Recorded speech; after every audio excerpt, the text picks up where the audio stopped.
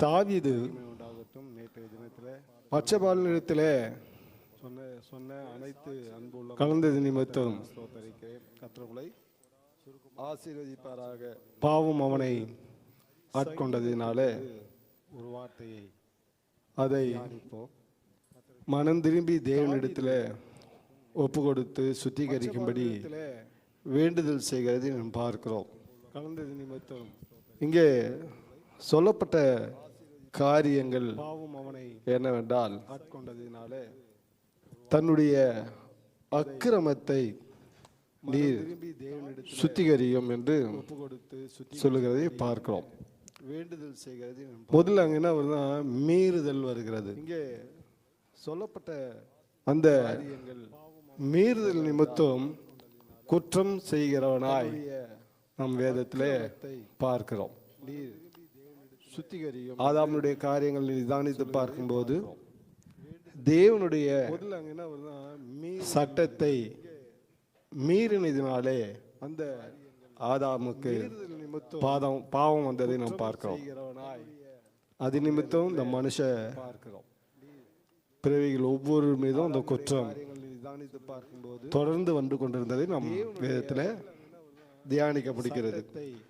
அப்ப தேவனுடைய பிள்ளைகளே, இங்கே சொல்லப்பட்டிருக்கிற காரியங்கள், தேவரீர் உமது கிருபையின்படி எனக்கு இறங்கும், மிகுந்த இறக்கின்படி என்னுடைய மீறுதல்கள் நீங்க என்னை சுத்திகரியும், என் அக்கிரமம் நீங்க என்னை முற்றிலும் கழுவி, என் பாவமறை என்னை சுத்திகரியும்.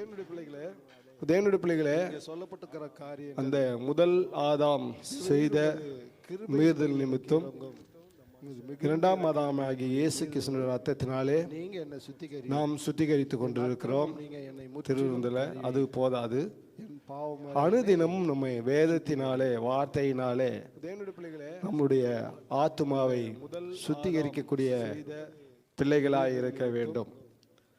அப்போ இந்த மீறுதல்கள் என்னவென்றால், தேவனுடைய சட்டத்தை நாம் அது போதாது தொடர்ந்து போகாதபடி அதற்கு எதிர்வினையாய் செய்கிற செயல்களில் தான் நம் மீறுதல்ல நம்ம வாழ்க்கையில வருகிறது.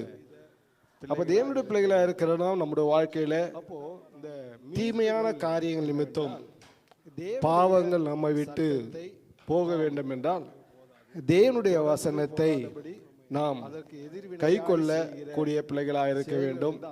இதெல்லாம் செய்யும் போதுதான் தேவன் நம்மை மன்னிப்பார். மனம் திரும்புதல் நம்ம வாழ்க்கையில முக்கியமாக இருக்கிறதை பார்க்க முடிகிறது. அந்த தேவனுடைய பிள்ளைகளாக இருக்கிற நாம் வேத வார்த்தையை நாம் மேற்கொண்டு நடப்போமானால் கர்த்தர் எல்லா காரியங்களையும் நீக்க வல்லவராக இருக்கார். ஏசாயால சொல்லப்பட்டிருக்கிறது 47:22, உன் மீறுதல்களை மேகத்தை போலவும் உன் பாவங்களை கார்மேகத்தை போலவும் அகற்றிவிட்டேன், என்னிடத்தில் திரும்பு, உன்னை நான் மீட்டுக்கொண்டேன். அப்போ நம் தேவனுக்கு விரோதமாக நடந்த காரியங்கள் எல்லாம் கர்த்தராகிய இயேசு கிறிஸ்து தன் மீது ஏற்றுக்கொண்டதினாலே தேவனுக்கும் நமக்கும் விரோதமாக இருந்த அந்த தடையை நீக்கி அப்போ அவரோடு ஒப்புரவாக்கக்கூடிய ஒரு சூழ்நிலையை உருவாக்கி கொடுத்திருக்கிறார். தேவனுடைய பிள்ளைகளை, இந்த உலகமான வாழ்க்கை உலகத்துல பலத்தினால என்பதா இருந்தாலும், அதுக்கப்புறம் என்னதான் நம்ம சுகபோகமான வாழ்க்கை உலகத்துல வாழ்ந்தாலும், தேவனோடு நம்ம வாழ்கிற வாழ்க்கை நித்திய வாழ்க்கையா இருக்கிறது. அதனாலதான் 7வது வசனத்தை சொல்றாரு, நீர் என்னை ஈசோப்பினால் சுத்திகரியும், அப்பொழுது நான் சுத்தமாவேன்.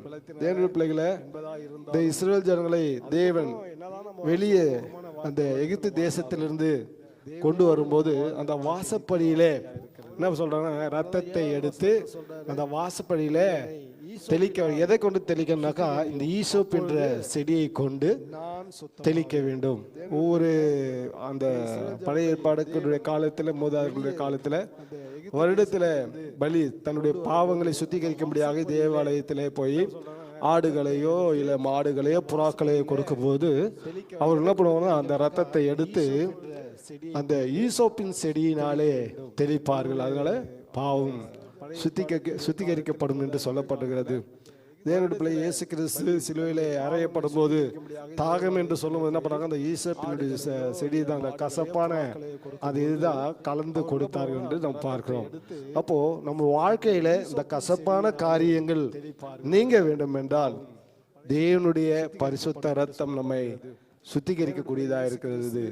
தேவனுடைய வார்த்தை நம்ம அனுதினம் தியானிக்கும் போது அது நம்மை சுத்திகரிக்கக்கூடியதா இருக்கிறது. அதனால தேவன் என்ன பண்ண, பலியை விரும்பல, ஆத்மாக்குரிய அந்த சுத்திகரிப்பை அவர் விரும்புகிறார். அந்த ஆத்மா தான் எப்போதும் அவரோடு இருக்க போகிறது என்பதை நாம் அறிந்திருக்கிறோம்.